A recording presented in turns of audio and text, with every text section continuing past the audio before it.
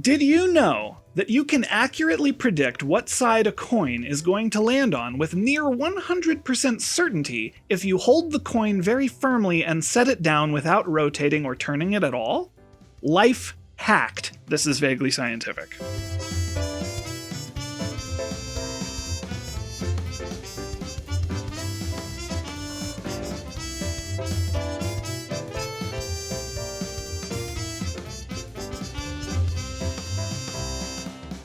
If you hear hooves, you probably shouldn't think zebras, because around here it probably means people with horses for feet. I am Derek. If it looks like a duck and sounds like a duck, it might be a duck, but it might also be Science Jim, the Science Jim. Hi, Jim. Quack.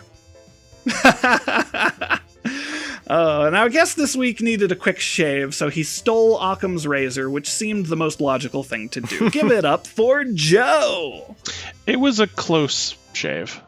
It was close and obvious, right? I don't know. Yeah. What is Occam razor? That's a thing. Yeah. I'm referencing weird things because this is Vaguely Scientific, and Vaguely Scientific is a show where we try to answer questions submitted by listeners, posed by friends of the show, and gathered by random happenstance in our daily lives. We can't always promise we'll get the answers right, but we can promise we'll fumble our way through anyway. Before we get to those questions, Jim's going to tell us the fun science fact of the day. Jim? Huzzah! If you don't know how much propane is left in a propane tank, you can pour warm water down the side of the tank. After a couple seconds, the water towards the bottom of the tank will become cold, and the level where this happens is the level where the propane sits inside of the tank. This is because propane absorbs heat, and the line where the temperature changes is how much propane is left in your tank. So that's really cool, and I didn't know that. I needed to use this trick when every summer when I hook my propane tanks up to my grill, and I'm like, do I need to go get this refilled? Because there's no gauge on it that tells me how much is in there. Yeah. Funny enough, that is actually one of the few of these science facts that I actually knew. Ah. Ooh, nice. Yeah. I am pro-propane. Pro-propane. Genuine good old Hank Hill over here. Heck yeah. Yeah. Heck yeah. Hank Hill is a pretty down-to-earth guy, and speaking of things that are down-to-earth, I feel shameless about that one. But You've done worse. You've definitely done worse. That's less reassuring than both of you think. Let's move on to our first question. Question 1 this week is, if gravity on Earth were cut in half, what everyday activities would change the most in surprising ways? Ooh, I got a good one. All right, hit us. I wonder if it's what I think. Go ahead. It's breathing. Breathing! That's very close to what I was going to say. Yeah, because if you think about it, it makes perfect sense that if you halved the gravity, then a lot of our atmosphere is going to escape because it's not being held down. Now, I wasn't able to find sort of like a definitive source how much air we would end up losing, but regardless of whether it's like 50% less gravity means like 50% less air or whatever ends up happening, then I mean that's still going to be a hardship because you think about people climbing mountains and having to bring their own oxygen tanks. And I think that's when you get up to an altitude where you're getting down to about 20% of Earth's atmosphere, but still. Mm-hmm. I love that you're already touching on like the various ways this question was really hard to research. So the very first thing I did when we picked this question to do for this episode was I went to my brother and I just asked for his surface level thoughts to kind of be like, what's the first thing that you think of? And I phrased the question differently because I wasn't looking at the list at the time. So I was like, well, we're basically talking about gravity being halved on Earth. So I ask my brother, what's the first thing that comes to your mind as something that would be different about daily life if gravity on Earth was halved? And his immediate response was, it would discontinue. Yeah. Fair enough. You know what? The phrasing made me laugh, but yeah, that is correct. Yeah, I did definitely see a lot of speculation that, if we lowered gravity enough, then it would no longer hold the Earth together well enough. Yeah. Yeah. So I went in a little bit of a different direction with it. Mine was more of subjective thinking about like what would change. And weirdly enough, the first thing that came to mind, and it might have been because I was literally doing it at the time, is cooking. Okay.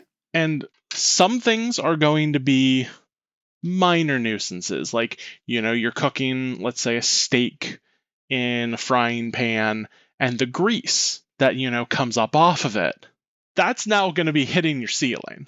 Oh, that makes sense. But then I started thinking, kind of like following that logic of, well, when you're like stir frying, and like I was thinking about like making fried rice, how you like toss the rice, and all of a sudden it's no longer being like, coming a little bit out of the pan, sure. Now it's all over your kitchen. Yeah. Oh, the hibachi industry. Oh yeah, hibachi is donezo. But think how impressive juggling might get, right? That's true. Ooh, yeah. Or rather, how mundane juggling might be if just everybody can throw something into the air and it stays up there for a while. Maybe. You'd have to get more creative. Well, Joe, you're touching on...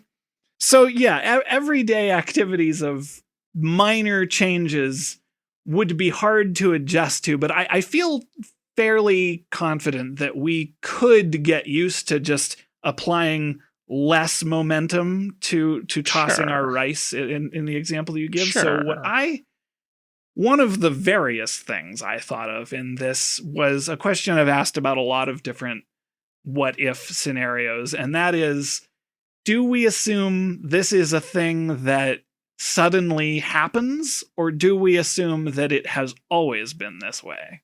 And that drastically changes, I guess, the scenario you're describing, where if we were used to gravity being what it is, I don't think we would have ever developed our techniques accounting for more gravity, right?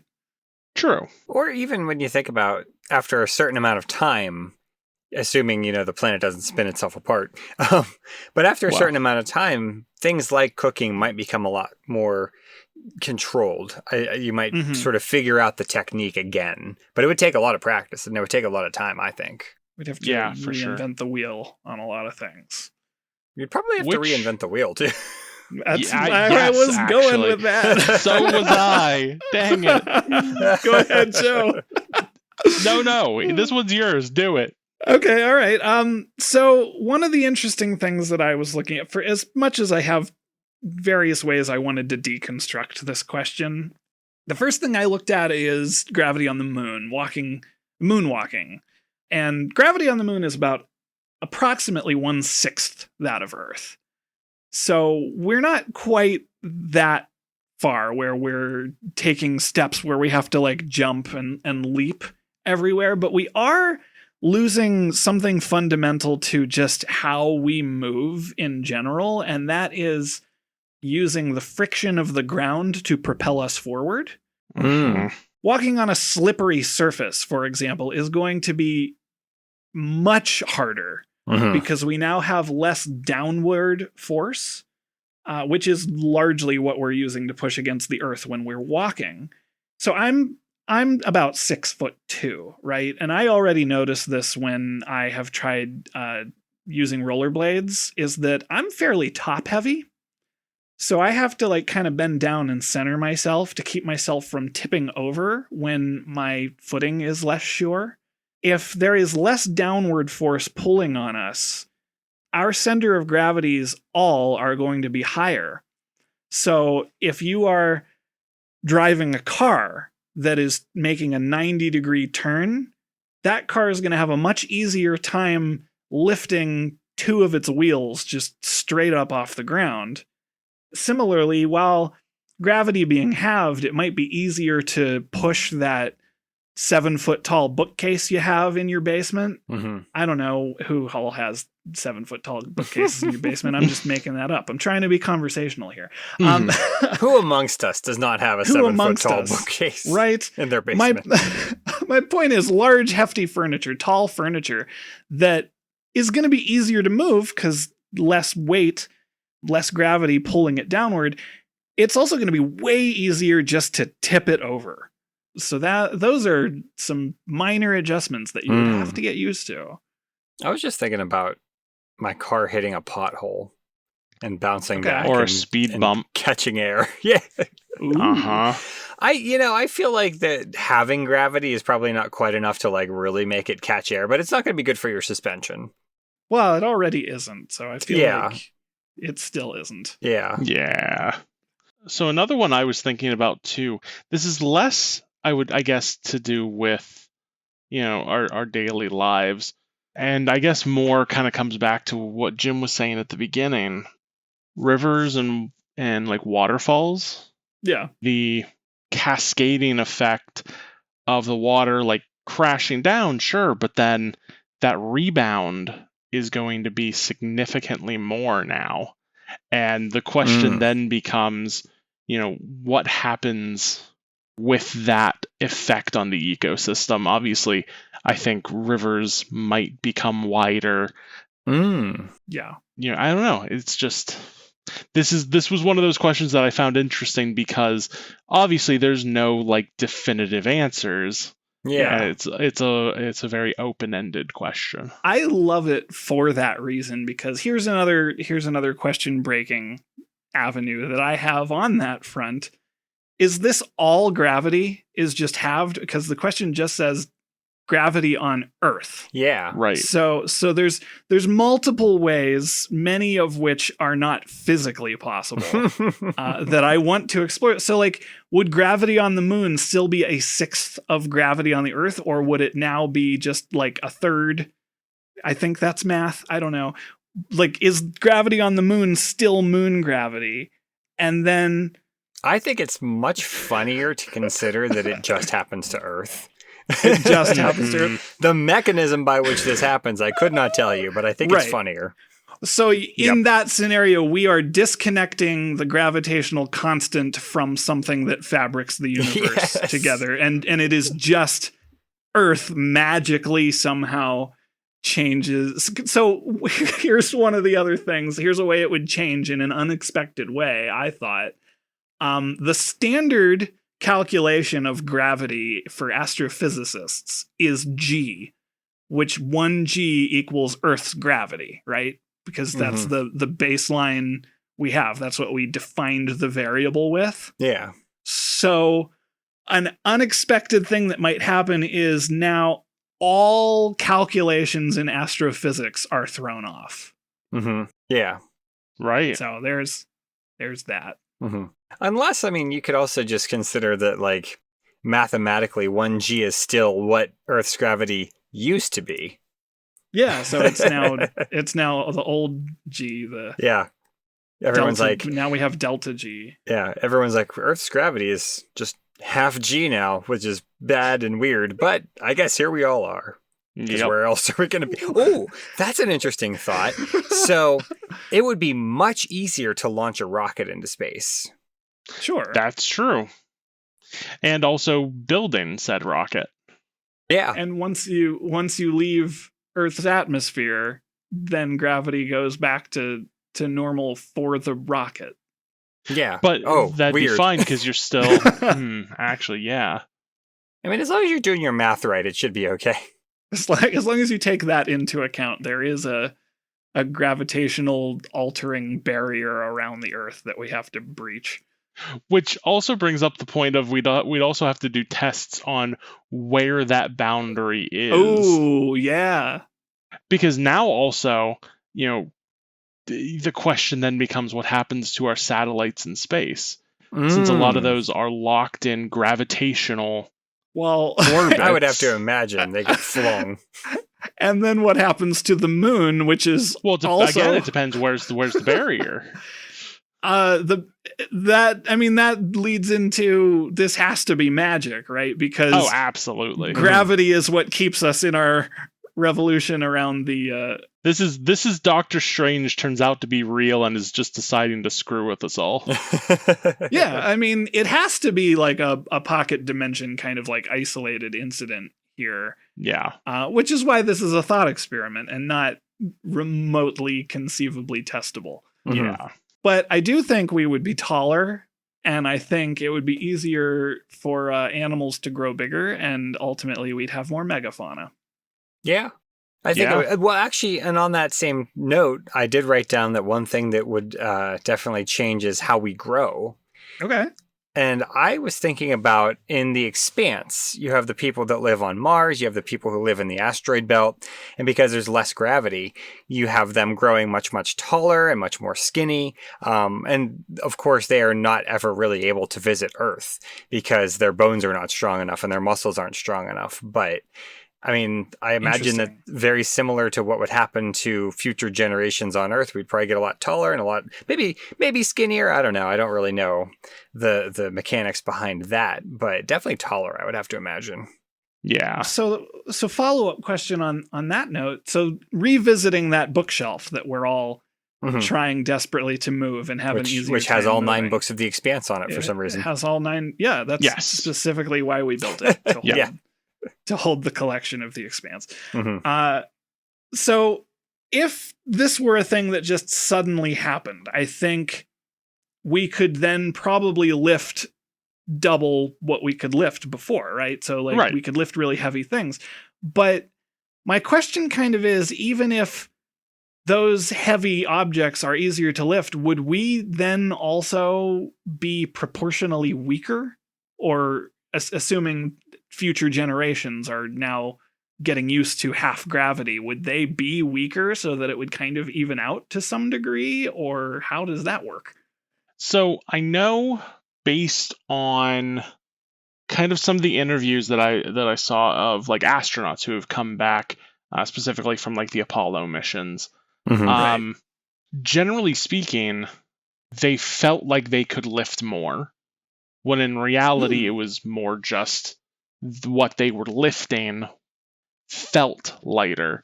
And then also it put less strain on the body, meaning that they could do it for longer. Right. So essentially you are breaking fewer muscles and then therefore building fewer muscles. So if you wanted to get stronger, you would have to lift more weight. Yes. In that sense, yeah. Yep. But you could. It would cut down on the cost of heavy machinery to some degree. But like, imagine if like you normally, let's say, bench 150, and you can suddenly go, hey, guess what? My one day max is 400 pounds now. I mean, you could say that anyway. I mean, you could, but like, as long as there are no follow-up questions. Right. Yeah. And I think it would be really interesting to see how this would affect sort of the tree growth, because I don't know that. I mean, trees obviously are affected by gravity, like that's no question. But I mean, I don't know if that would make them grow taller or if it would do anything like that, because trees don't necessarily have a terminal height necessarily. They just kind of keep on growing until they don't, and so. Yeah. I'm kind of curious about plant life. Well, interestingly, like trees will grow toward a source of light, and then the roots will grow toward a source of water. So like, I don't know how often you really look, but if you pay attention to trees that are obscured from the sun, they will try to grow under and then out past the shade of other trees. Yeah. And then they will end up weighing themselves down, and that usually causes them not to thrive. So if they are able to extend horizontally across the ground further, I don't know necessarily that they would get taller, but I do think that trees would like get more spread out in that direction, which would be fun. Well, and then I vaguely recall too that there is, I wish I could remember the actual name of the mechanic that plants use for this, but it's very similar in that they do have a sense apparently of gravity. Yeah. Because you can take like a plant and angle it, and even if you are providing it like perfect light in all directions, it will still bend back towards perpendicular to the ground. Mm-hmm. I remember seeing when they've brought plants up to the space station that they will grow in very strange ways, but they will still grow towards light, obviously. But because there is no ground to sort of orient them, then they do some odd things. But is it gravitropism? Is that what it's called? That's literally what I was just gonna say, and I didn't know how to pronounce it, so I'm glad you said it. I might be wrong about that. I didn't look it up, so I was just guessing. Well, it is. It's the plant's ability to grow in response to gravity. But I was like gravitropism, and I think gravitropism sounds correct. Yeah. I was also curious and looked it up. But yeah, I couldn't remember that name, but yeah, that's exactly what I was referencing. So perfect. Sometimes Google's helpful when I can just type in, "Hey, this thing that Joe just described, what is that called?" And then it'll be like, "I think you mean this." Fair. Like, you got it. I didn't literally type in that thing that Joe said, but obviously, because it would be like, "Who the heck is Joe?" That's literally what it would say. Yeah. Have we talked about walking? A little bit. Yeah. But do you have more thoughts? I was just thinking about how, like, when they're on the moon, you see the astronauts kind of like hop, and I think that's kind of fun. Yeah, and I was trying to figure out, I couldn't really get a good sense of it because we've only really seen examples of humans walking on Earth and the moon. Yeah. I was trying to get like a sense of, at what point, if we diminish gravity, does it become noticeably different how we are walking? Yeah. And that's not really something I could find a good answer for, but... Well, and I think also at that point, I think it would be interesting that if people wanted to continue to, walk as normal, quote unquote, that you would end up seeing multi kilogram shoes now being produced. I was immediately going to go into Dragon Ball. I'm glad you said that. Like, people would start wearing weighted clothing to keep them down. I guess get artificial normalcy out of there. And the other thing, the sort of last idea that I was thinking about is the idea of flight. Because with less gravity, you would think that it would be easier to fly. But you also have to consider if there's less air, then it will become harder to fly. And I wasn't able to find any kind of definitive answer about this because I don't think anyone has really spent much time thinking about this exact scenario. But like, I don't know if it would be sort of like, since we're having gravity and maybe like having the atmosphere, it sort of balances out in some way. But flight would be different no matter how you slice it. Well, it sure would. And I didn't think about that either. I think that's really interesting because like a plane wouldn't work on the moon. Right. Because lift is generated by air. So that's fascinating. Yeah. And we had a helicopter on Mars that it was like a very specially designed helicopter called Ingenuity. But like, that's a different situation altogether too, because there's just 1% of Earth's atmosphere. So that's not even like a simple comparison. Well, I'm thinking like a hovercraft would probably work. Because if you are blowing air downward, you're creating that propulsion in that sense. So that would still work. Yeah. But that's, decidedly more difficult to control than a plane. Yeah. Yeah. We'd all be air hockey pucks. Yeah, which pretty sounds much fun, honestly. Which sounds fun to me. I think so. That's what I think. I think we talked about this a long time ago on this show. I forget why, but we talked about replacing the roads with air hockey tables, and we could have cars just like hover on the road. That would be insane, but I would love it. Well, speaking of flight, Jim, holy partial migration, I'd like to take this moment to talk about one of my favorite animals. Turdus migratorius is Latin for wandering thrush, which our listeners might recognize more commonly as the American robin. Oh. This is not to be confused with the European robin, which is a flycatcher and not a thrush. Despite both being commonly known as robins and looking somewhat similar, the two are not genetically related, at least not closely. They are both birds. American robins are songbirds, very often associated with the arrival of spring, as we tend to see them hopping around the ground eating earthworms at that time of year. This gives people the impression that they return in the spring, although this is something of a misconception, as most robins don't travel all that far in the winter. Rather, their eating habits change, so we just don't see them as often. Robins' diets consist mostly of berries, but the springtime brings much easier to find worms for them to pick up off the ground, so they're very commonly hopping around on the grass at that time. Robins are easily identified by the bright red patch on their chest, which is a carryover from their time performing as trapeze artists in the circus. While later robins have carried the mantle since, the first one eventually grew up and became Nightwing after trying to distance himself from living in Batman's shadow. Yeah. Indeed. Yeah.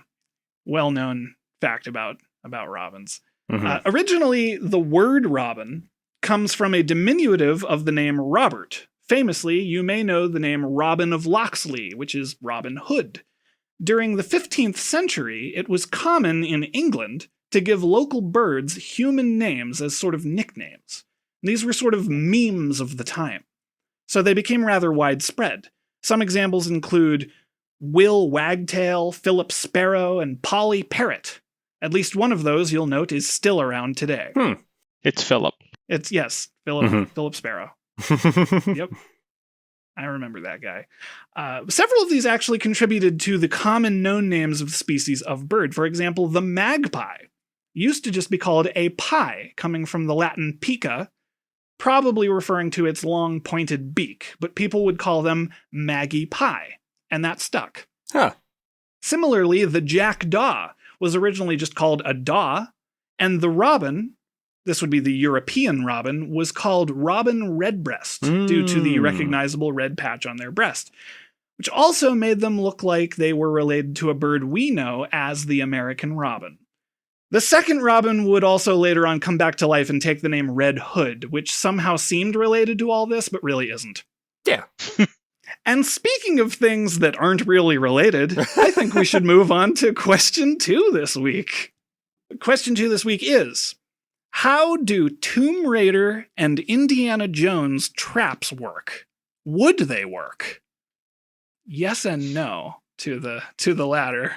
I mean, I think they would all kill me. The answer is always magic. The answer is always magic. Well, a lot of, I guess Indiana Jones does it as well, but I was thinking in the Tomb Raider games, there is an awful lot of magic in them. Yeah. Oh, yeah. There's an awful lot of magic in both of them. Yeah. More than you'd think, but the traps that I'm thinking of specifically are, I guess in Tomb Raider, which is a video game franchise, I'm thinking of stepping on a franchise. In a movie franchise, that's true. I'm thinking of walking in a tomb or an ancient dungeon and stepping on a brick in the ground that is a pressure plate that triggers some kind of mechanism which Rube Goldberg's its way into dropping a spike ceiling on you. Sure. And while, yes, magic could accomplish that, they're always kind of depicted as more mundane and mechanical. Yeah. I think one of the things that is very interesting about the way a lot of those traps are set up is that they are often portrayed as being fairly simple. Like you said, you just step on a tile and it makes the ceiling drop or whatever. But behind the scenes, they would have to be relatively complicated machines to transfer the energy of you stepping on that, like through the wall, up through the ceiling, triggering all these mechanisms. So it's not beyond the realm of ancient peoples to build something like that, but sure, it is more complicated than it is ever portrayed on TV or movies. Yeah.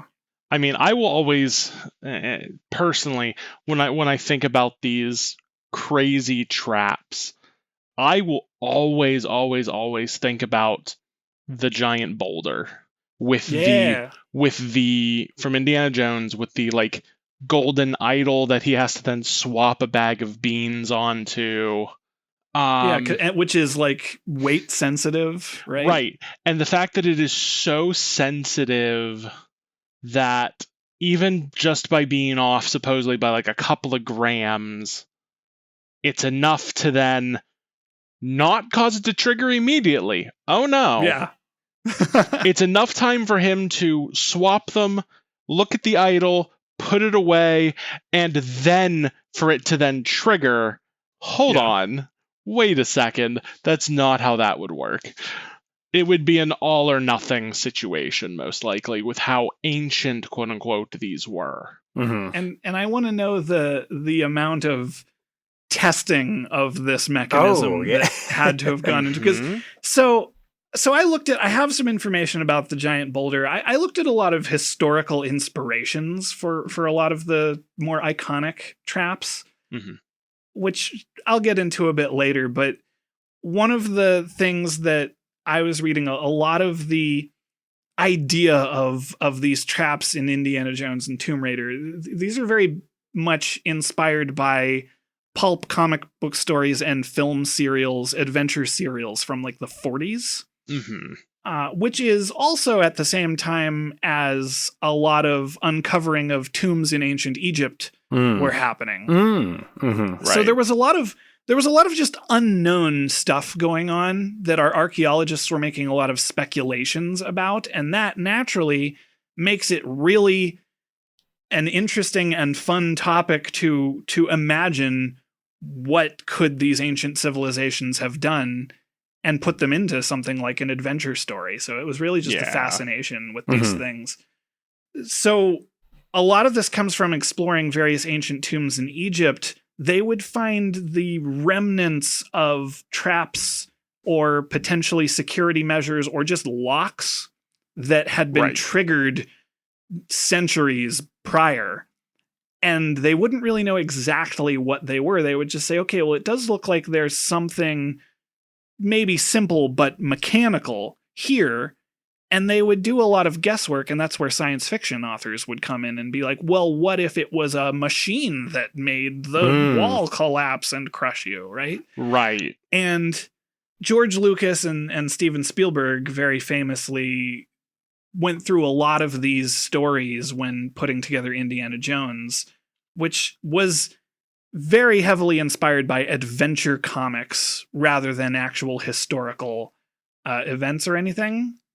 So one of the things that they actually learned from the ancient Egyptians was how much calculation went into their architecture, because they would have things like a way of burying a massively heavy sarcophagus 66 feet down under the ground in a very small container where they couldn't have fit a crane down there. They couldn't have fit several workers down there to carry this thing. So they've actually found evidence to suggest that they built very intricate mechanisms to make this tomb bury itself after the workers left, making it so that things could be done. There's a good example. I won't go into the mechanics of how it worked, but the tomb of Amun-Tefnakht is one of the most intact trap mechanisms. You can hardly call it a trap, but they were actually able to study this and see this is the engineering that these people were capable of. And that brings me to the giant boulder. Is it possible that they did all these calculations to know how this giant boulder would fall without having to physically test it? The answer to that is yes, conceivably, because it is a fictional temple. But that's kind of what is in my head, is like this ancient civilization, the fictional ancient civilization in that Indiana Jones movie, could very well have just had engineering down. Yeah. And I mean, they built a whole temple, so it's not really all that far beyond the realm of possibility. Right. I think the only thing that gets me about the boulder thing is that it works the one time and then you have to reset it. Which is not necessarily a knock against it being a conceivable trap. It's just like, oh boy, what a pain. Well, it's interesting because it's defending a treasure, whereas the Egyptian tombs were protecting the tomb of their ruler or their noble people. And the idea would be anyone breaking in here, it's going to happen one time, and then they're going to get stuck in there, and then the tomb is going to be completely buried. Yeah. So there is no resetting done. Yeah. I remember reading somewhere that for the Great Pyramid of Giza, there was a kind of this grand ascending like gallery that leads up to the king's chamber, and then like just outside of that were these basically giant like blocks that if you disturbed the chamber would slam down into place. Yeah. And they would seal off the chamber completely, so now nobody's ever getting into there, so even if you did get in, you're not getting out. Right. And then if you got buried under sand. Right. And then if you got caught between them, like you're just stuck there until you starve to death. Well, or more likely thirst to death. Right. I don't know. I knew that like those sort of things existed, but for some reason for me, the thought of like taking that and then turning it into, again, this giant boulder that chases you through winding, and not only winding like left and right, but like winding vertical tunnels. Just that always struck me as a little, don't get me wrong, I love the movie, I love the scene, but it's to me always struck me as a little ridiculous. Well, it is somewhat ridiculous, but I do think it's interesting how that segment ends with the wall coming down, the idea being that not only is Indiana Jones going to be squashed by this giant rolling boulder, the door is also going to seal him in. Yeah. So there's no hope of him escaping. And what's interesting about that is a lot of the architecture that we actually do see in ancient Egypt, at least, and this is more South American, is what inspired that particular set piece. But what they saw a lot of were false doors and passageways that would lead to dead ends and very maze-like structure. And the idea, and you already alluded to it, the idea was people would never escape. The people would break in, they would get lost, and they would die of thirst or starvation. And that's kind of their punishment for trying to rob the tomb, right? Yeah. One thing that I kind of was considering is the idea that maybe there's just people in there. Like, specifically, I was thinking of all the poison darts shooting through the wall in the first Indiana Jones movie. It's like, what if it's just like a bunch of dudes that are just, their job is to man the temple today and, just set off the traps as they go through. Well, and to be fair, there were absolutely societies and civilizations where when they were coming under assault, that was the job. Yeah. That when, an alarm went off or like you saw an enemy force coming towards your homeland, castle, what have you. Obviously, there was the arrow slits in towers, but then there were also segments of some buildings, forts, castles, what have you, that did have high-walled corridors that they would have to funnel through. You had people who were then positioned in hidden segments that could then either open and reveal themselves, or they could then pop up over. Yeah. The idea of funneling your enemy where you want them and then just wiping them out, and it's a pretty good defense mechanism. Yeah. You mentioned the arrow slits, which the poison darts from the wall is the next one I have on my iconic traps from Indiana Jones, and I feel like these are all from the same movie. But I think they might all be from the same sequence in that movie. I think they are. But I looked at, because that's where I thought of is, so I have two answers to this. One is, could there have just been people behind arrow slits or balustraria, which is a big slot in the wall that you could put the bolt from a crossbow through without revealing the the shooter had. And these were also called loopholes. And as an interesting tangent, the term loophole eventually evolved from meaning a defensive position from which you could fire at an opponent to meaning a figurative means of avoiding a rule or law. But that is where the term loophole comes from. Huh. Right? Interesting. Because it's a defense. It's a defense for you. Right. I like etymology. But I learned that the idea of having automated darts shooting from the wall allegedly came from rumors around the mausoleum of Qin Shi Huang, who was China's first emperor, around 246 to 208 BC. In this tomb, the mausoleum of Qin Shi Huang is famous now for housing the terracotta army. But there were rumors that the emperor had craftsmen mount crossbows to the wall of the tomb, which could be triggered by tripwires to fire at anyone entering the tomb.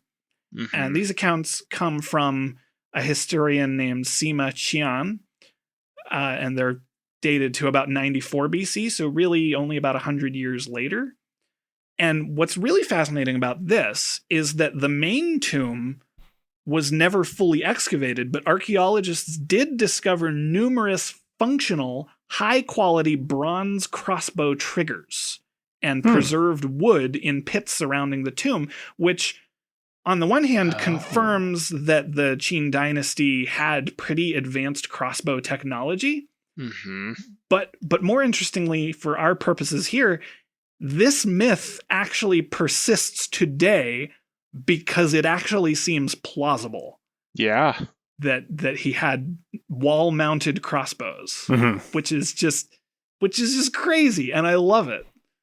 Like, imagine for a moment, and obviously they were probably in different segments of the tomb, but like, imagine for a moment being one of those archaeologists, like being Indiana Jones.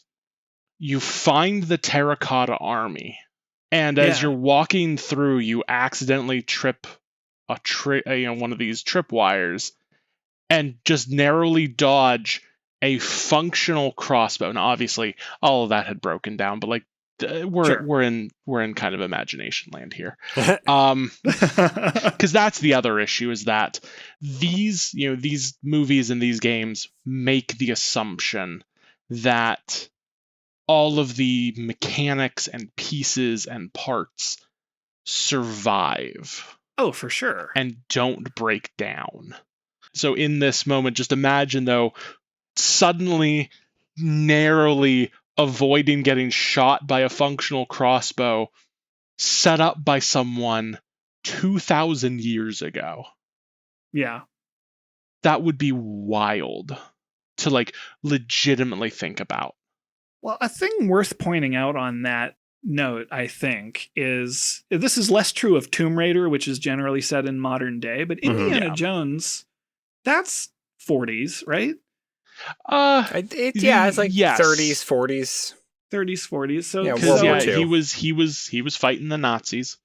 Right. And this is when the pulp stories, the pulp adventure stories on which it was based took place as well, and they were largely fictionalizing and romanticizing the archaeologists who were really exploring these ancient tombs. Right. But a thing to remember is not only were these defenses built for much, much earlier, pretty much across the board, when archaeologists have found booby-trapped tombs, they have also found evidence that those booby traps were triggered by grave robbers of the time. So, that makes sense, yeah. Well, and I think even in the Indiana Jones segment that we keep referencing, if I remember correctly, he does find traps that had been triggered.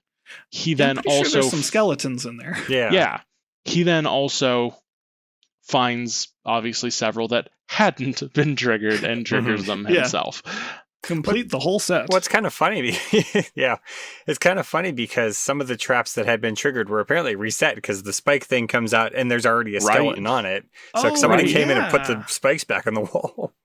Oh, so is it automatically reset, or did they have to actually like crank it back? To be fair, when he leaves the temple, he's surrounded completely by a bunch of people that seem to live in the area. You're right. You're true. Right. So they're probably going through and resetting the traps and doing some upkeep and things like that. So we got to reset those traps again. We keep getting these darn explorers. Ah, dang! Another guy from the Museum of London. You're right. Yeah, that's who it would have been commissioning it. Yeah. I was always a big fan. I can't remember if this was ever in an Indiana Jones movie exactly. I feel like maybe the snake pit kind of counts as this, but I always liked the idea of an oubliette.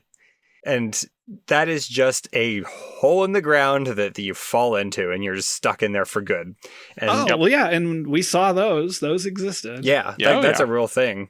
And I always liked in the Lupin the Third movie, Castle of Cagliostro, there is an oubliette where Lupin has to stand right over the opening and then the bad guy triggers it and just falls straight down into this dungeon that's like a catacomb under the castle.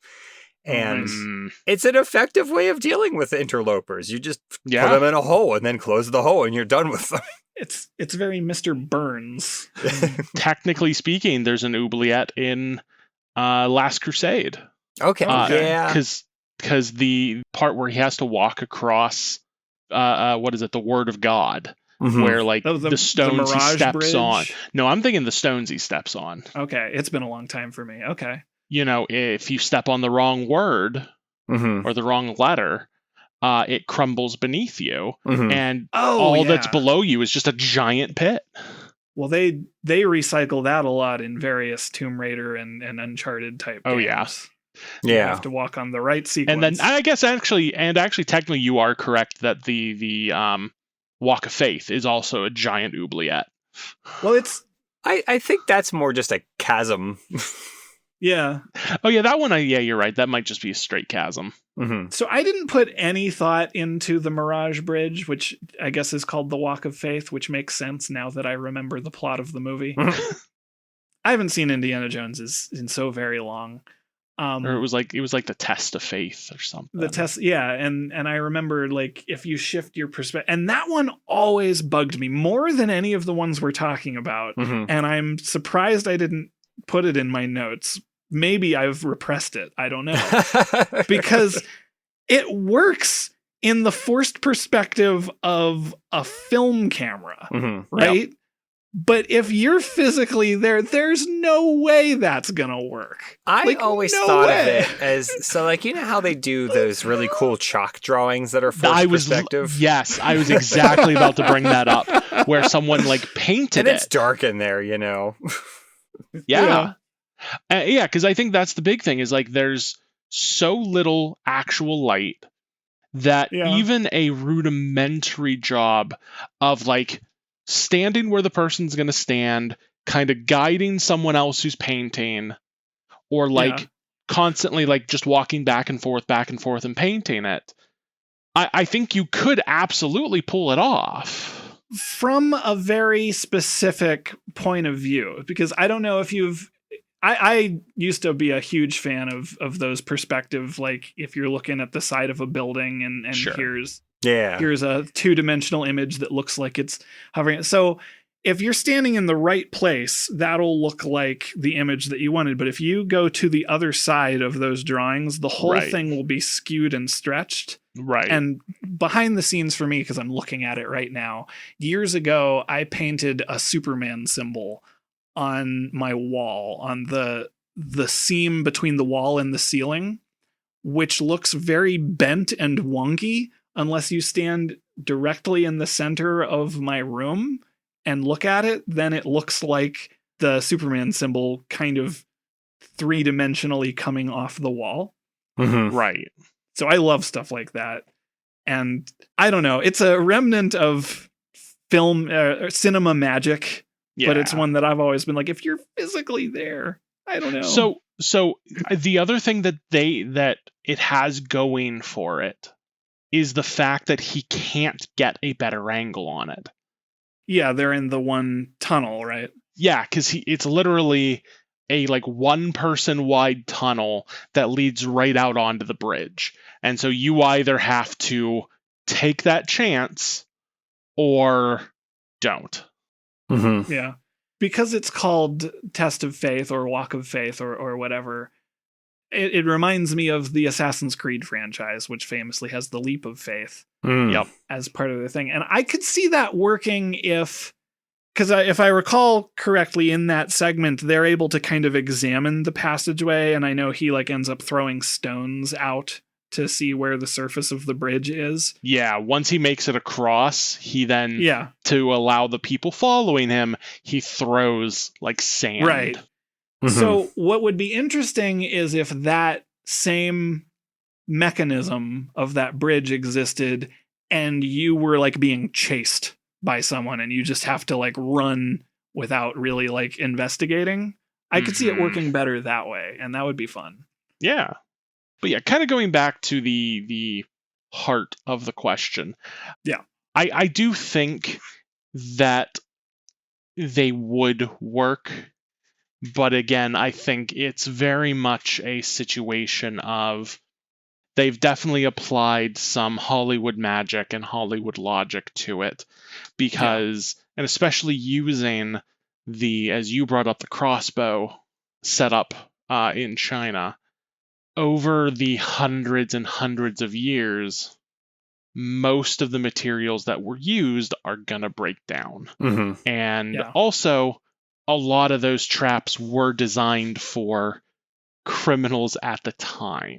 Right, absolutely. And another thing that I guess I want to mention briefly is that both Indiana Jones and the Tomb Raider and Uncharted and various 1940s pulp adventure comics, these are science fiction. Yep. The assertion by pretty much all of these is that we are discovering a tomb and machinations built by an ancient, lost, advanced civilization. Right. So a lot of while the technology available or the materials available look fairly primitive, it is often revealed that, I don't know, some alien race or some ancient civilization from Atlantis or what have you. Or God himself. Sometimes. In that case, it totally changes the plausibility, because now we're saying, could an advanced civilization show up at a unoccupied planet and build a machine? Yes, they could. Absolutely. Yeah. You know what I don't think we've talked about yet is just the old spike pit with a thing over top of it. A leaf or a bunch of sticks. That would work. The old Scooby-Doo. Yeah. That absolutely works. Yeah, it works in real life. so well that it is still used to this day. Yeah. Makes sense to me. I know for a fact it was used in Vietnam. Oh, yeah. Yeah. Mm-hmm. Or rather famously, yeah. Mm-hmm. Yeah. It was absolutely used in Afghanistan based on what soldiers have said. Mm-hmm. That is one of the most famous traps to ever exist. And it's a classic for a reason. Yeah. It's simple, Mm-hmm. It's simple. We don't want to break the bank effective. Here. Yep. Yeah, in fact, you don't have to break the bank at all because it costs no money. You dig a hole, find some sharp sticks, put more sticks on top, you're good. Yeah, done. Yeah. And the crazy thing about it, too, is it's adaptable. Like, you want to set it up to kill, you just dig a little bit farther. Mm-hmm. But you want to injure them and capture them, you can do that, too. Yeah, yeah. Yeah. Hey, I don't really have a big stockpile of bamboo spears. Well, that's okay. Do you have a tiger? Put a tiger in there. Just put a tiger down there. A bunch of poisonous snakes. Or, quite frankly, another thing that I've seen people do is you put people down there with weapons. Mm-hmm. And you just you kind of hug the edge of the wall and wait. Mm-hmm. And then you swap them out. Yeah. Like, it's terrifying how effective that kind of trap, again, truly is. Mm-hmm. I mean, we said it once already, but no reason to reinvent the wheel here, right? Like, simple. Keep it simple. Yeah. Keep it simple, stupid. Yep. Well, that seems like a sobering thought to go out on. Yeah. Right? Well, listeners, how would any of these traps function if Earth had half gravity? Would they work? Would everyone probably die? I don't know. It might be tricky with the traps. It might be tricky with the boulder. Yeah, would that boulder be threatening if they were half gravity? Probably still, yes. It's a big boulder. Indiana Jones just has to take a leisurely walk out. Yeah. Well, if you have thoughts on that or anything else we talked about this episode, you can email us at feedback@vaguelyscientific.com, or you can comment on our blog, or you can comment on the YouTube feed, or you can follow us on Blue Sky @vaguelyscientific. Hey, Jim. That's me. Where do we get all these wacky questions? We get them from you, the listener. And if you have a question that needs to be answered in a vaguely scientific manner, please email us at questions@vaguelyscientific.com. If you want to get our episode the minute that they're released, you can subscribe to our podcast on Apple Podcasts, YouTube, Spotify, and all the other great places that podcasts like to hang out. And subscribing and leaving feedback really helps us out. And so does telling your friends. And tell your friends not to step off of the pressure plate until they've finished the episode, and then they'll be fine. Yeah. Indeed. Our vaguely musical intro is composed by Anthony Pizzelli. And if you want to support the show, you can check out our merch store over at vaguelyscientific.threadless.com, or you can buy us a coffee by clicking the Buy Us a Coffee button on vaguelyscientific.com. Yeah. And thank you to Joe for being our guest this week. Mm-hmm. Thank you for having me. Yay! For Vaguely Scientific, I am Derek. I'm Jim. I suppose I was Joe. And this ostensibly is the end of the episode, but it could be the beginning of the episode. You'll just have to wait to find out. Toodaloo, or maybe not. Yeah, it's the end. Everyone's going to be real confused because there'll be a stinger, though.